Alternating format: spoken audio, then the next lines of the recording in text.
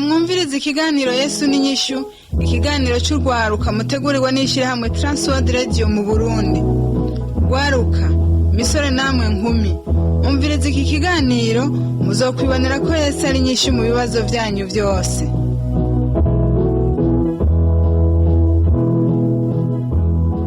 Kaze mu kiganiro Yesu n'inyishu cyo kuri uno munsi, mugenzi washimye kubana natwe mukaba muri kumwe na Samuel Nsabimbona. Turi hano mu ntara ya Rutana kuri diocese Anglikane mu Rutana, niho duhuriye n'umupfasoni agomba dushingira intahe y'ingene Yesu yamubereye inyishu. Nagomba ndamuramutse cyenda musaba ayidondore. Amahoro neza. Amahoro neza.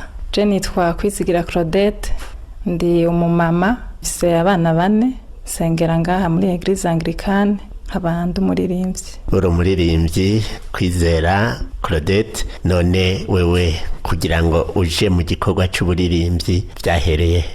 Kugira ngo nje mu gikorwa cyo kuririmbira Imana nuko nanje nkunda kuririmbira Imana, kandi nuko nzi neza ko kuririmbira Imana ari ugukorera Imana mu gutanga ubutumwa.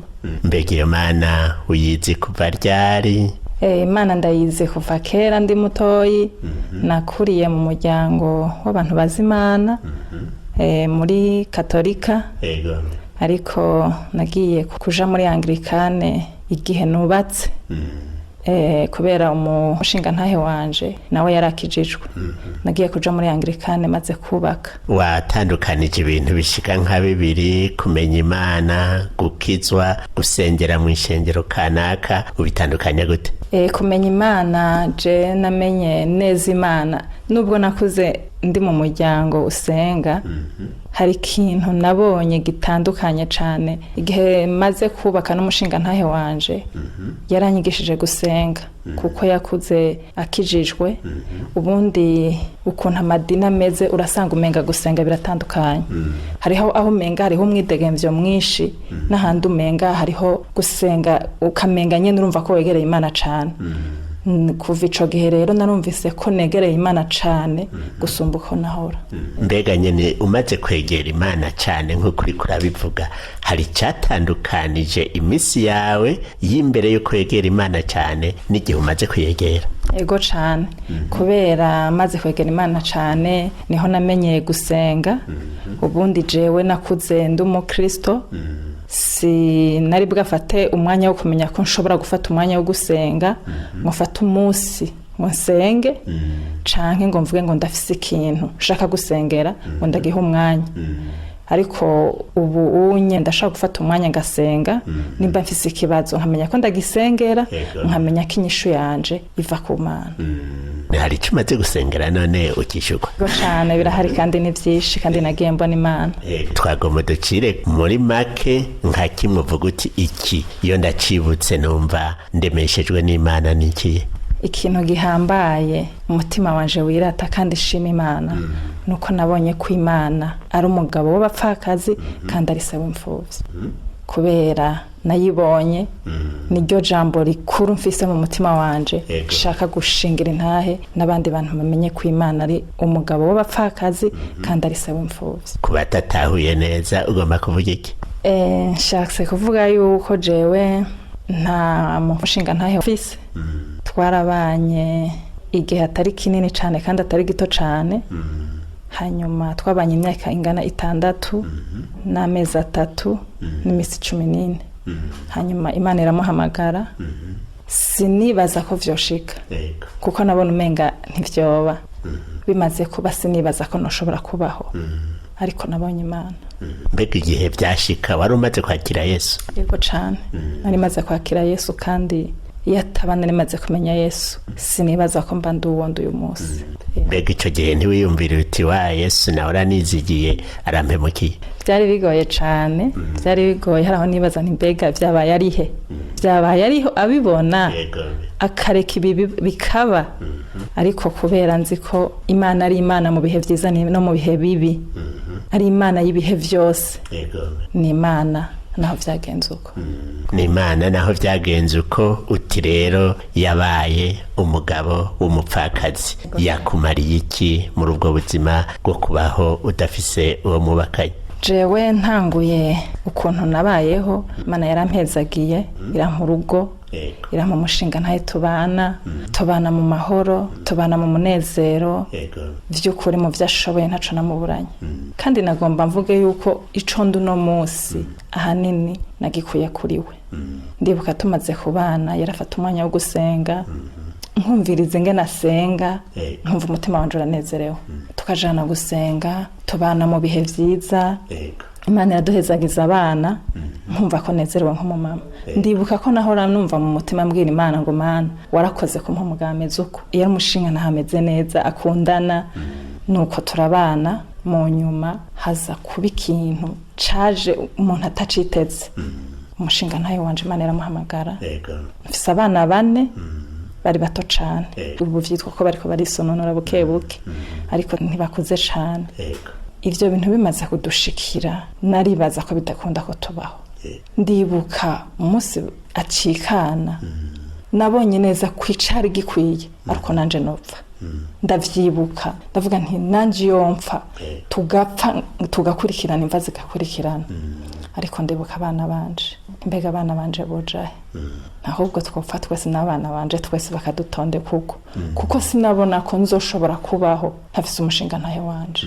niwe yari ubuzima bwacu, nta kazi mfise, twaba mu nzu dupanze, murabizi bikenerwa mu rugo, ibiraba urugo vyose vyari kuri we. nuko rero amaze kwitaba Imana, Satani araza aranyereka ko bidakunda ko nshobora kubaho pe.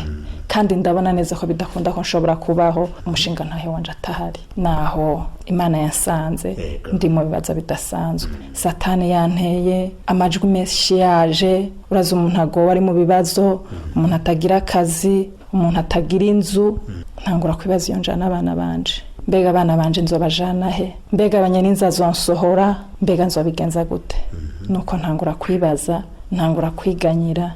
naho Imana yasanze ndi mu bibazo bitoroshe. Wari mu bibazo bitoroshe, uti mugabo naho Imana yasanze. abantu bariko baratwumviriza bashobora kuba bibaza bati Imana ishobora gusanga umuntu ahari gute? we yahagusanze gute? jewe ngene Imana yahasanze, nari muri ivyo bibazo n'amajwi menshi ya Satani. hari n'abantu bashaka kuza kumfasha, bambaza bati tugufasha iki? ariko vy'ukuri baza ntabona cane ko bashaka kumfasha, ariko bashaka kumfasha bafise n'ukundi kuntu bashaka kumfasha. kuko barabimbwira, bakambwira bati natwe biratugoye ingene turera abana, mbega wuzorera abana gute utagira akazi? niki twogufasha co ushobora kugufasha kurera abana? ndibuka hari umuntu yambwiye ngo niki no gukorera ndagufashe kurera abana. ndibuka namubwiye nti Imana yabaremye izobarera. naho ndaja ngaho ndavuga nti none ga Mana ko bigenze uko, ntangura kwiyumvira mu bantu, mbega mubi wacu, mubi wabo umugabo, ninde azoturihira inzu? ninde azotugaburira? ntangura kwerekeza amaso ku bantu. nuko nca ndafata umunsi w'amasengesho, ndagenda mu rusengero, ndiyugarana umunsi niriweyo, ndasenga. nagiye mfise amarira menshi, ntibazo uzodufasha. ndagenda ndasenga, ndavuga Mana ninde azodufasha? ninde azoturihira inzu? ko umugabo wanje ari we yahora turihira inzu, kari we yahora tugaburira, mbega tuzobaho gute? ndagenda ndasenga n'amarira menshi. je nta muntu yigeze abona ndiko ndarira mu bantu uko. naragenda mu cumba nkiyugarana nkarira, ico nshaka nkakibwira Imana. nuko ndagenda mu ngoro y'Imana ndiyugarana, ndaririrayo mfise umubabaro. uravyumva umukenyezi atagira akazi n'abana 4, Imana iransanga mu ngoro y'Imana. naho Imana icimpara y'ijambo ryo muri Yeremiya 17 guhera ku murongo w'7 n'umurongo w'8.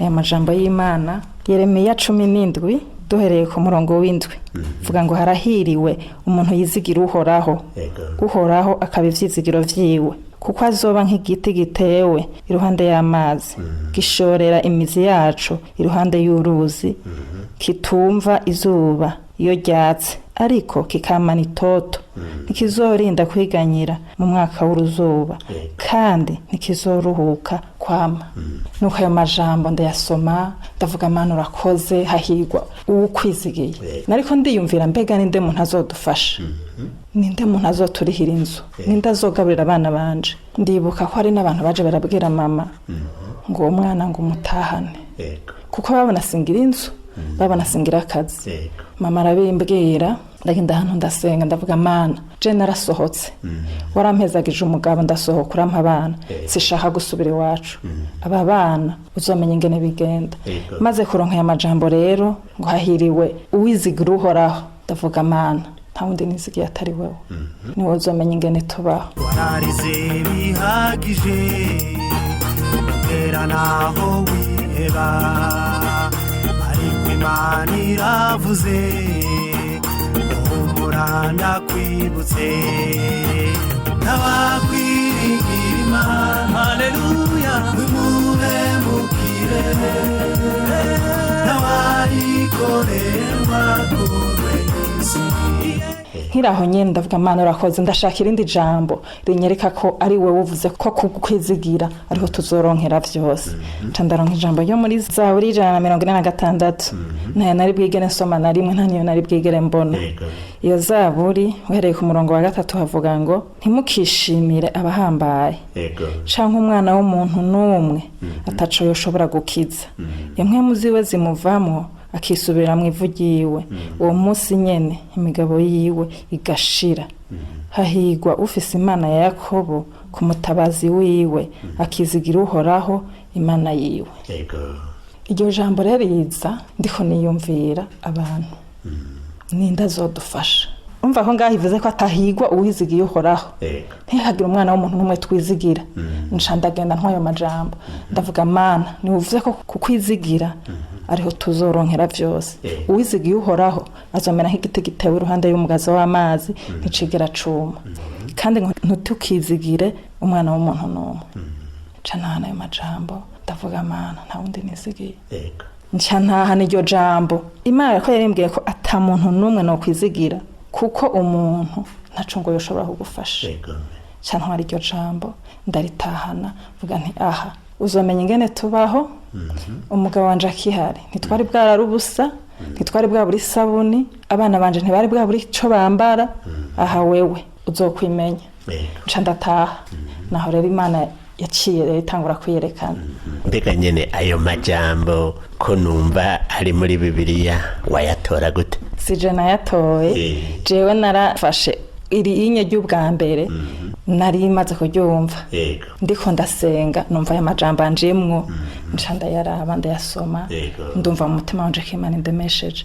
ariko irindi jambo sinari bigere ndaribona n'umunsi n'umwe naratoye Bibiliya ukunye nca nugurura Bibiliya nca sangana aya majambo nca ndayasoma ucawumva ni Imana ivuze nca numva nayi wanje nyene ndumva ko ari Imana indemesheje Imana iraje irakuremesheje kuva uwo munsi ubuzima bwawe bwaciye bubandanya gute naciye ntaha ndi umuntu nyene araho ndindira Imana ikora ibitangaza nababwiye ko ndi umuririmbyi naciye mbona abaririmbyi turirimbana wararongoye iyo korali ico gihe aca arambaza ngo mbega ngo inzu nguri hangahe ndamubwira guhera uko kwezi baciye batangura kundihira inzu ku kwezi sinigeze mperana bandihiye inzu ncambaho ntekanye ivyo gufungura Imana yarabikora nkabona Imana ikoresheje abantu b'Imana hari abantu b'Imana Imana yaduhaye je ndi mw'ishengero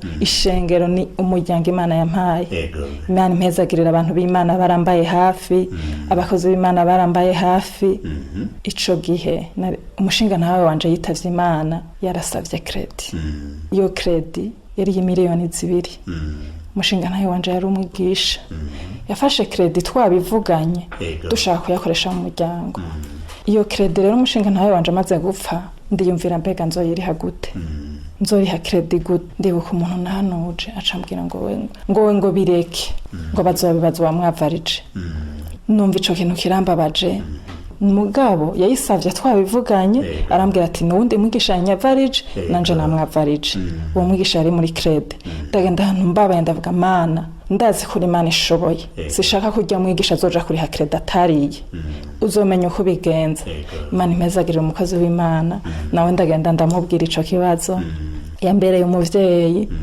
ndamubwira je naho nagize ibibazo bimeze uku mushinga ntayonje yarase credit kandi sinifuza ko uwo muntu ari we yoriha credit atariye kandi nawe asanzwe ari muri credit niyo ataba muri credit ntaca aba victime y'ibintu atakoze ndibuka arambwira ati hari Imana izobikora gusa sinabona uko bishobora kugenda muri ico gihe nyene Imana ikoresha umumama umwe Imana yampaye nk'inshuti Imana irazi kuturonderera inshuti naho inshuti zitubona twibaza ko tuvamwo naho vyoshika bakavyibagira Imana irazi kuturonderera inshuti hari umudamu umwe w'Ubujumbura Imana mumpezagirire nabaye iwe nigayo nta nico dusana ariko Yesu yaramumpaye nk'inshuti nigihe nagira mariage nasohotse mviwe nagiye mbona duza n'umushinga ntayo wiwe baje kundaba baca barambaza ngo mbega ngo uriho inzu ngo angahe yabimbajije yagiye ndamubwira ngo nzokurihira inzu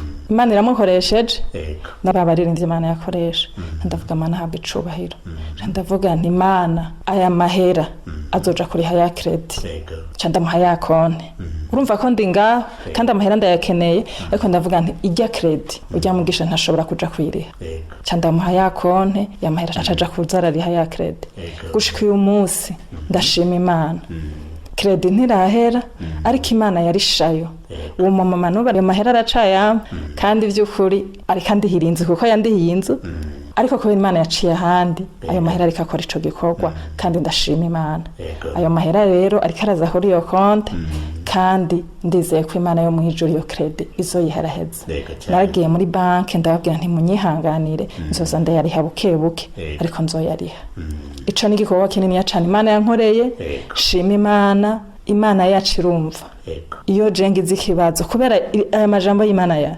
nta muntu je ndaja kurira ngo nabuze ivyonge ndagenda mu cumba nkarira Imana ngasenga Imana igaseruka Imana igaseruka kuko wagiye mu cumba ukayiririra mugabo hari ico wigeze kuvuga hariho abantu bamwe baza kukubwira ngo bogufasha mugabo ntuvyemere ariko haza abandi bakubwiye bati turagufasha uravyemera wabatandukanije gute icatumye ndabatandukanya iyo umuntu muri ko muraganira urashaka kumva ivyo ariko arakubwira abantu b'Imana rero barafise itandukaniro n'abandi bantu ivyo ari vyose abagenzi tugira bose si beza ndashima Imana rero ko yampaye abagenzi bashobora kumfasha atakindi kintu kiri inyuma hari umuntu ashaka kugufasha ugasanga hari ikindi kintu cinyegeje inyuma ivyo tworonka rero bikadutandukanya n'Imana bikaduca kubiri n'Imana twofuma tubibura ariko tukarya ivyo Yesu aduhaye biri mu muco hama tukaba uko Imana igomba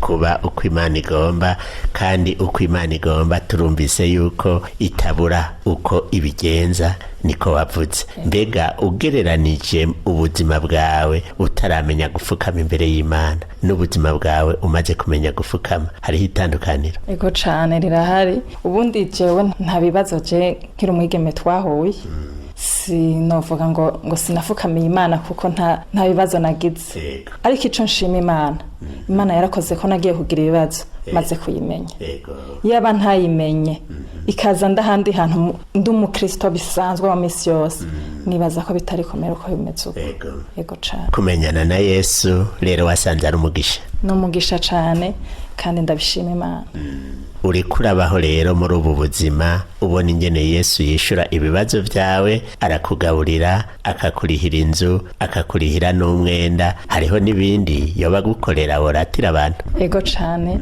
Yesu yangiriye neza Yesu aratwambika jewe nta muntu yoncisha mu ijisho ngo ndumupfakazi nimbara imanza ziriko ziraba ndazitaba abana banje basa neza ariko ivyo nindabikora ni Yesu abikora ndibuka Yesu yarangiriye aga surprise umunsi umwe abana banje barambwira ngo mama turakomboye inyama ico ni kintu nama nibuka uwo munsi nta mahera nari mfise ariko ndabwira Imana abana banje barakumbuye inyama Yego. uwo munsi nyene nagiye numva umuntu antelefonye ngo genda harya anye ngo utore inkoko ngo ugaburire abana Yego. ngo je ngo nibaje ko abana bakumbuye inkoko Aho. nca ndagenda ndayitora abana banje barafungura inkoko Yesu yatugiriye Noeli Yego. jewe ndonka igitenge Yego. abana banje bose baronka impuzu n'ibiro 50 vy'umuceri ntazi iyo bivuye ariko ari Imana birungitse Yego. ariko umuririmbyi hari indirimbo ivuga ngo tuzobona Imana ngo tuzobona Imana ngo kandi tukirindiriye kuyibona ngo tuzoyibonera mu vyidukorera vyo kuri je narabonye Imana yagiye ituyereka je sindigera mbura ico nambara Yego. umuntu nyene inzu ntaraza kumpagarara ko ngo namuheraniye je mfise inzu Yesu yanyubakiye Yesu yampaye parcelle Yego. mushinga nawe wanje yitavye Imana dufite parcelle ariko iyo parcelle ahantu yari iri nifuza ko tuguma hafi yaho twari turi Yego. ndibuka isengesho navuze Mana nkamwompa kuguma ngaha tukaguma aho twari turi nzogushima ca ndondera imigambi y'ingene nogurisha iyo parcelle kugira ngo urino ariko kubera abantu bari bazi ko napfakaye ngo wowe baca bampa amahera adashoboka nca ndareka kuhagurisha ntireka ndindira Yesu rero umwe atabura uko agenza umwe ivyo mw'isi vyose nivyo uhoraho ivyo biri muri Zaburi ya 24 umurongo wa mbere isi nibiyuzuye nivyo uhoraho jewe naguze parcelle mu mahera Imana sinzi ingene vyagenze ariko Yesu yaranguriye parcelle ico nshingira intahe nuko bitaciye mu nzira Yesu adashaka Yesu niwe yahagurutse kandi ico nirata nuko nzi ko Yesu anshingira intahe ndibuka iyo parcelle yagugwa haravuzwe amajambo menshi kuko bari bazi ko atamahera mfise ariko navuze naragiye hano ndasenga ndavuga Mana kubera kuzi uko ibintu vyagenze ukareka bakavuga aya majambo ndavuga Mana ico nzi nuko wowe unzi kandi nuko nshingira intahe kandi n'uyu munsi nico nama mvuga guha ko ushingirwa intahe n'abantu wizere gushingirwa intahe n'Imana kuko abantu n'abantu ariko igihambaye ni intahe Imana yo guha Yesu rero ariko aranyubakira inzu ukuntu Yesu yabikoze natanguye Yesu akoresha umuntu ndonka amatafari ndaronka amabuye ndatanguza fondation muri iyo parcelle Yesu kubera ivyisi vyose ari vyiwe ahagurutse umuntu ukabona umuntu akoze iki ubundi akoze iki ubu mfise inzu kandi n'inzu nziza ubu nyirasakaye irimwo isima irimwo plafond irimwo imyango ndindiriye kwinjira kandi nzoyinjira ngira n'amaranga arimwo kubera Yesu ntakenye Yesu ntakenye karibu muzaze dusangire Yesu agumugisha urumva yuko ariko aragutwenza kandi ndabona yuko bitwengeje nyene n'umunezero uwo Yesu none ucumuratira abandi gute uti mumugire nde mu buzima bwanyu Yesu mu kumuratira abandi numva ndabivuga biva mu mutima wanje kuko naramubonye Yesu twomugira wa mbere kuko nitwamugira wa mbere ivyacu vyose vyacu n'ijambo ry'Imana rero bivuga ngo mwitwararike ivyo bwami bw'Imana ngibisigaye muzovyomgerwa nitwitwararike ivyo bwami bw'Imana tugaca bugufi mu mitima bisigaye Yesu azobikora nibaza iyo mfata iyo ngingo yo kujana nabo bantu bashaka kumfasha sinibaza yuko uyu munsi abari jewe ariko twitwararitse ivya Kristo tugakora ivyagomba ibisigaye vyose Yesu azobidukorera Yesu tumugira wa mbere hanyuma ibisigaye vyose azomenya uko abigenza ibisigaye azomenya uko abigenza hariho abakenyezi muri kino gihe bamaze igihe batagira abo bubakanye kuko batakiriho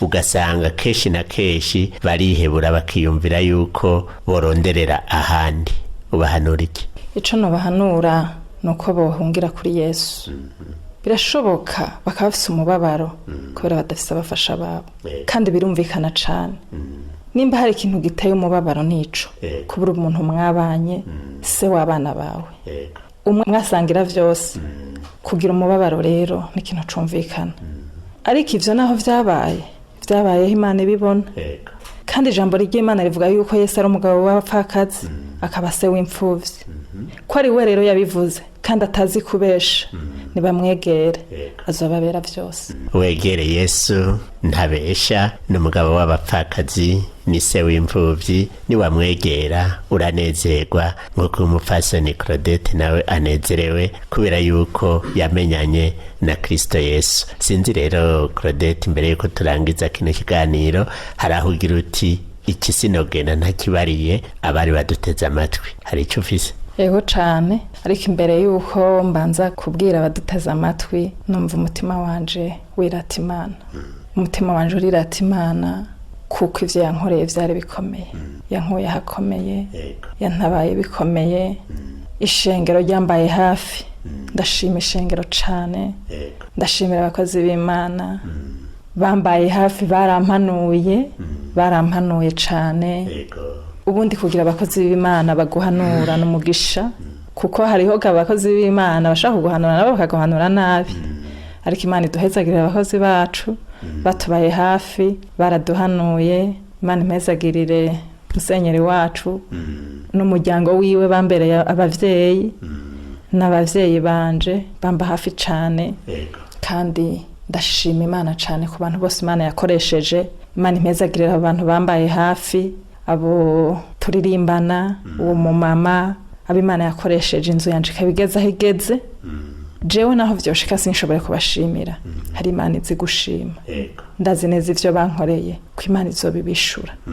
Rero bantu b'Imana bariko baratwumviriza, hari Imana igira neza, hari Imana nabonye, nibayegere, Imana igira neza. Jewe mfise abana batoyi, urugamba rw'ubuzima ruracari rurerure, ariko ndinginga Imana izinzigame, izingumize mu buntu bwayo, izindi nde kwibagira ivyo yankoreye, izinshoboze kurera abana yampaye.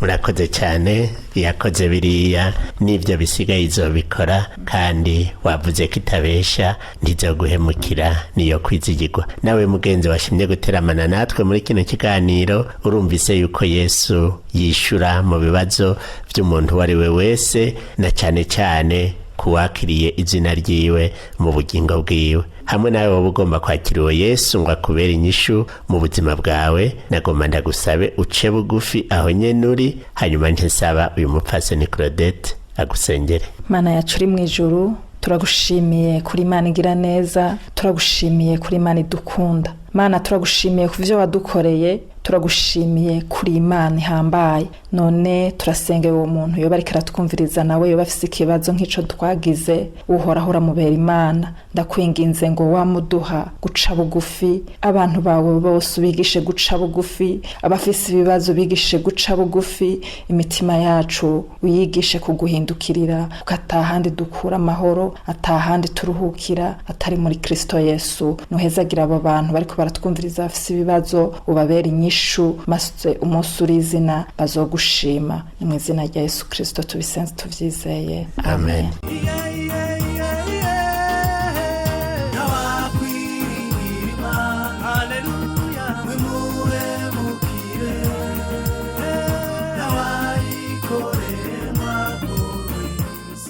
Ikiganiro cyacu tukigarukirije ngaha, turakengurukiye cyane umupfasoni yadufashije kwitunganya, akaba ari Kwizigira Claudette. Ukaba nawe ugomba kutubaza cyo kutwunganira, utwandikire cyangwa udutelefone, wanditse ukoresha agasanduku ka post 1140 Bujumbura, canke email twrburundi@gmail.com, canke naho turungikira ubutumwa bugufi kuri telefone ngendanwa inomero 79 884 286, canke 69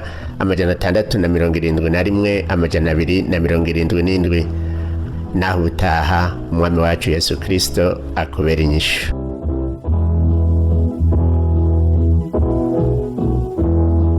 Ico cyari ikiganiro cy'urwaruka Yesu n'inyishu, mushikirizwa n'ishirahamwe Transworld Radio mu Burundi. Niwaba nawe ugomba gushinga intaye ko Yesu yakubereye inyishu, cyangwa ugomba kutunganira, twandikira uti Yesu n'inyishu, agasanduku ka post 1140 Bujumbura, cyangwa dutera kamo kuri 24 26 57.